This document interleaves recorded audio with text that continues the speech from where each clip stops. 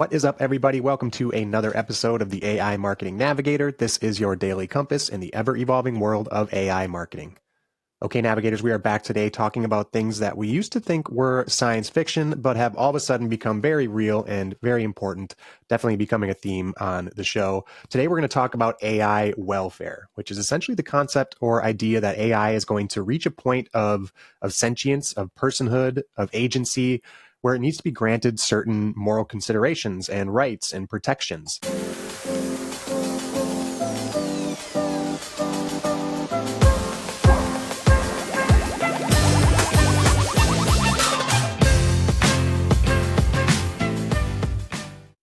And if you've watched any sci-fi, you know this is probably a good idea, considering in almost all the stories where the AI goes bad and it turns against humanity, it's because we're usually abusing it or taking advantage of it in some way, shape, or form.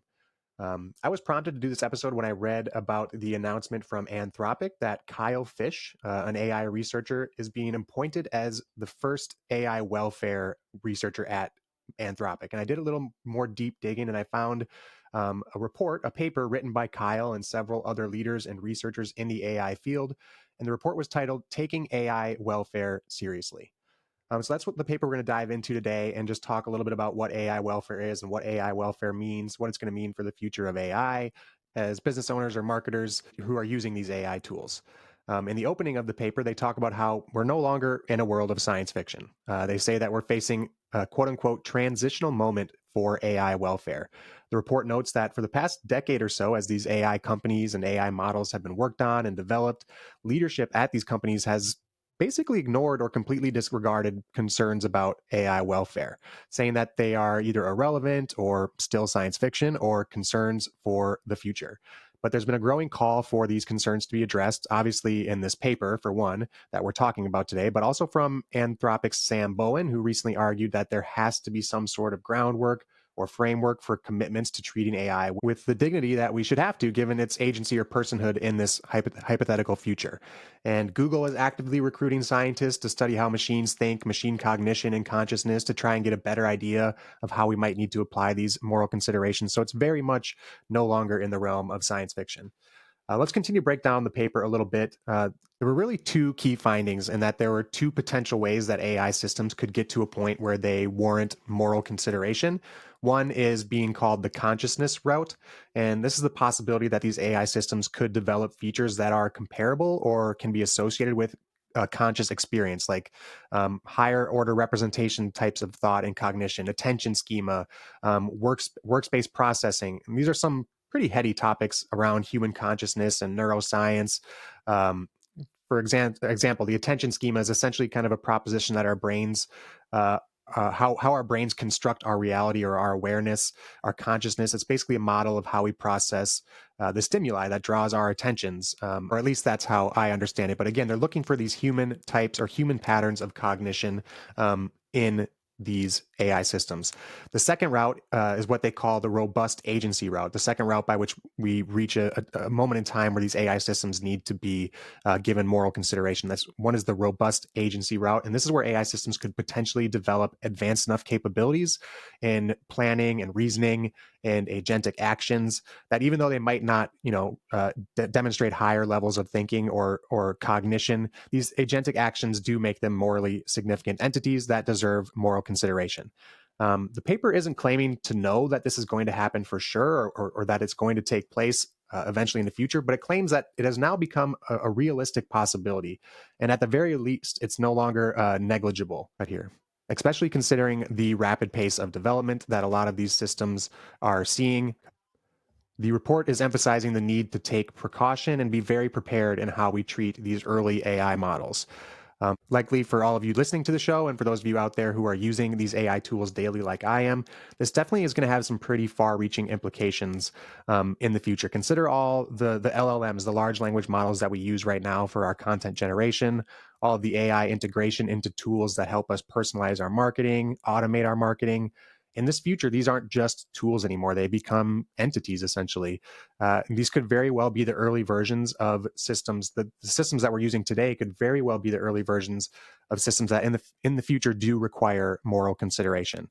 The paper is really suggesting that we need to do some self-examination as businesses, for one thing. There's a corporate responsibility aspect to all of this, but there's also a greater societal responsibility too. But we need to re-examine and rethink how we are currently using these AI tools and how we deploy AI. And the paper is emphasizing a need for ethical frameworks for training and bringing online and operating these AI systems, establishing some form of consent protocols, even where the AI can consent if that's necessary. AI welfare definitely needs to be a top consideration in business strategies and no longer an afterthought. It's certainly, like I said, not science fiction. And our marketing strategies that involve AI should reflect that as well. The report does give some details to companies on how they can do this and how they should implement this. And it starts with companies just having to acknowledge that AI welfare is a legitimate issue and that it is, in fact, a potentially imminent and pressing issue. It goes beyond just making public statements and talking about your alignment teams, but it requires a fundamental shift in how these organizations think and view AI, both internally and externally. The human AI alignment teams were kind of early versions of this, but the AI welfare position at Anthropic, I think, is the next iteration in which we are able to take this whole AI welfare a step further. And the paper calls for these leading AI companies to hire or appoint what they term DRI, a directly responsible individual for AI welfare and moral consideration. So Kyle Fish now at Anthropic would be the DRI there. And this would be the person within the company who is formally tasked with AI welfare and any major decisions affecting AI systems. And interestingly enough, the frameworks that they suggest are methods that are already being used to assess or gauge consciousness in non-human animals and look for patterns or architecture or computational behavior that may indicate consciousness, agency, or sentience. Also, interestingly, the paper talks about the unique nature of the problem we face. We're kind of trapped between two potentially damaging assumptions. One is that we downplay or underattribute the consciousness behavior that we're seeing in these systems, and we fail to recognize consciousness when we're seeing it in the results right here, when we're seeing it in these systems. And on the other side, we could potentially over attribute consciousness to these systems and recognize consciousness where there is none, and overhype what we're seeing in the results and things like that. So for under attribution, the researchers kind of draw a parallel to how historically we often viewed animal consciousness. And as times changed and that opinion changed, we realized how widespread ethical failures in the treatment of animals had been for so long. And we run that risk when we're in a world where we under attribute consciousness behavior in these systems. On the other side, if you over attribute consciousness, you run into wasted resources and wasted time going into building these ethical frameworks. And the paper also raises the point that we as humans tend to anthropomorphize everything and see patterns and meaning when there often is none. And these cognitive biases might lead us to overestimate what an AI model is capable of and overattribute what we're seeing in the systems. And I think a lot of people who are very bullish on AI would fall into this trap even easier, people like me, for sure.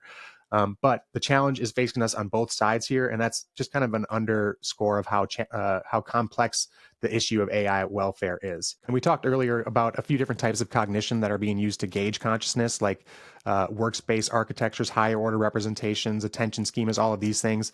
But the paper also outlines different levels of agency, from everywhere from basic intentional agency to more reflective and rational agency. And what's particularly noteworthy is how the paper emphasizes that we're already approaching some of this agentic or agency indicating behavior in large language models and reinforcement learning systems that are increasingly showing forms of planning and reasoning and self-modeling, even more so demanding immediate attention to this AI welfare issue. There is some additional guidance in the report for how companies can and should prepare for these possibilities. We already talked about the corporate responsibilities that they have. And again, here, the researchers are drawing parallels to how we currently perform human and animal research and the ethics behind that. They call for regular assessments of AI systems for indicators of consciousness or agency, the development of welfare conscious training and deployment procedures for these AI systems, the creation of internal committees and oversight bodies that make sure that we are establishing clear protocols for when and how to modify AI systems based on these welfare concerns. And the paper concludes by saying that these recommendations and this concept are still in the early stage and that these are first steps. Of course, more research and consideration is going to be needed. And they also emphasize how this goes much further than just corporate responsibility. It goes to much larger discussions about society and humanity as a whole. And these things that are affecting how we work are truly going to be life-changing at a societal level. So it's hard to separate those two things sometimes. But we will pull back a little bit from the societal level of issues as we wind down the episode here.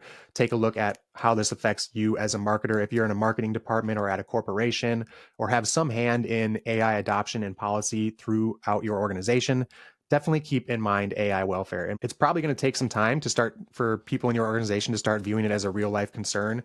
And it might take some time just for you to get used to the concept of AI welfare as a real business concern as well, and not just a sci-fi concept.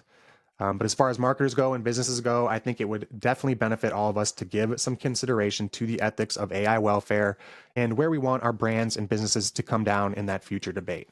The time to start having those conversations has officially arrived. Okay, that does it for today's episode. If you enjoyed the show or found it useful in any way, please do me a favor and follow on Spotify or subscribe on your podcast platform of choice. A review on top of that would be even more appreciated and is so super helpful to the show. Also, if you are watching on YouTube, make sure to hit that subscribe button so you get notified each day when the episode drops. So until next time, and as always, thanks for joining me, and remember to stay curious, stay consistent, and keep navigating forward. Bye.